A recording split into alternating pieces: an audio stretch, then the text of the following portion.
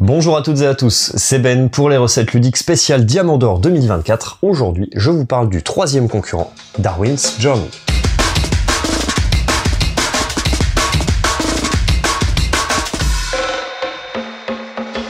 Darwin's Journey est un jeu de Simone Luciani et Nestore Mangone. Il est illustré par Paolo Votto, édité par Thundergriff Games et localisé en français par BlackRock Games.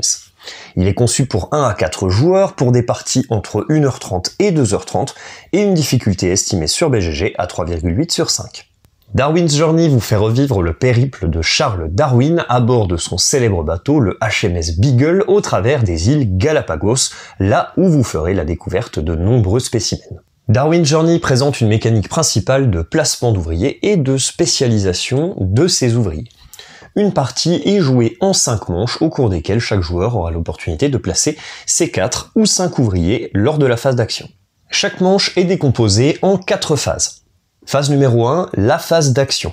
Chaque joueur à tour de rôle va placer l'un de ses ouvriers sur un emplacement d'action du plateau principal. On trouve des emplacements d'action uniques, des emplacements d'action qui accueillent plusieurs ouvriers et d'autres encore qui accueille plusieurs ouvriers, mais pour chaque ouvrier après le premier placé, le joueur propriétaire de cet ouvrier devra s'acquitter d'une taxe.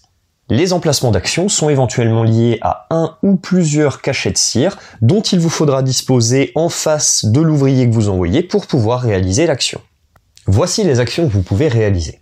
Vous avez la possibilité de placer une lunette à votre couleur sur un emplacement d'action qui n'a pas encore été réclamé.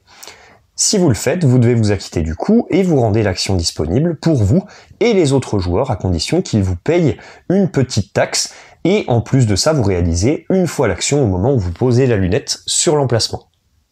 L'action de l'académie vous permet d'obtenir 2 nouveaux cachets de cire que vous pouvez placer en face de l'ouvrier de votre choix. L'action de navigation vous permet de faire progresser votre bateau sur le parcours au travers des îles Galapagos. Vous avez la possibilité sur le chemin d'étudier certaines espèces et de réaliser des actions complémentaires. C'est également de cette façon que vous allez pouvoir découvrir de nouvelles îles. L'action d'exploration, justement, vous permet de parcourir une des îles Galapagos sur lesquelles se trouve un de vos explorateurs. Attention, contrairement à l'action de navigation, chaque emplacement, chaque case est unique et ne peut recevoir qu'un seul explorateur. L'action de correspondance vous permet de placer des timbres sur une des enveloppes qui permettront à la fin de chaque manche aux joueurs majoritaires d'obtenir des bonus. L'action de recherche d'un spécimen, qui se fait principalement pendant les actions d'exploration et de navigation, vous permet de placer un jeton recherche sur l'espèce correspondante sur votre plateau joueur. L'action de livrer un spécimen au musée vous permet de livrer dans le musée un spécimen pour lequel vous avez effectué auparavant des recherches. De cette manière, vous pouvez obtenir des pièces et ou une progression sur la piste de la théorie de l'évolution. L'action de recevoir un objectif vous permet de récupérer un nouvel objectif que vous pourrez réaliser plus tard. L'action établir un campement vous permet de placer un campement depuis votre plateau joueur sur le plateau central et obtenir des bonus. Et enfin, l'action de modifier l'ordre du tour qui permettra de changer l'ordre du tour pour la manche suivante. Tout au long de cette phase d'action, vous aurez également l'opportunité de réaliser les tuiles objectifs que vous avez récupérées, vous en obtenez également 2 en début de partie, ainsi que les cartes équipage qui vous demanderont des ouvriers particulièrement spécialisés avec des cachets de cire assez nombreux pour obtenir un bonus important. Phase numéro 2, on ajuste l'ordre du tour pour la manche suivante en fonction des joueurs qui se sont positionnés sur l'action de modifier l'ordre du tour. La phase numéro 3 est une phase de récompense. Chaque joueur va marquer des points en fonction du critère de la manche actuelle et de sa position par rapport au HMS Beagle.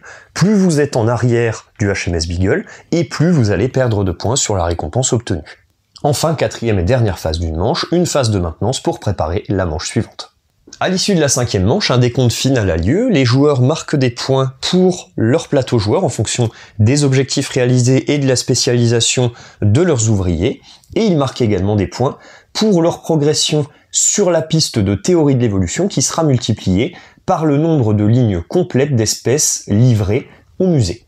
Enfin, quelques points sont accordés pour le reliquat de ressources de chaque joueur, et la joueuse ou le joueur avec le plus de points de victoire l'emporte.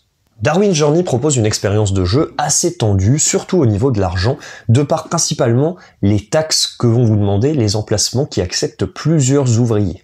Également sur la course à la livraison des spécimens au musée, puisque c'est le moteur qui va vous donner l'argent nécessaire pour pouvoir placer vos ouvriers sur plus d'emplacements.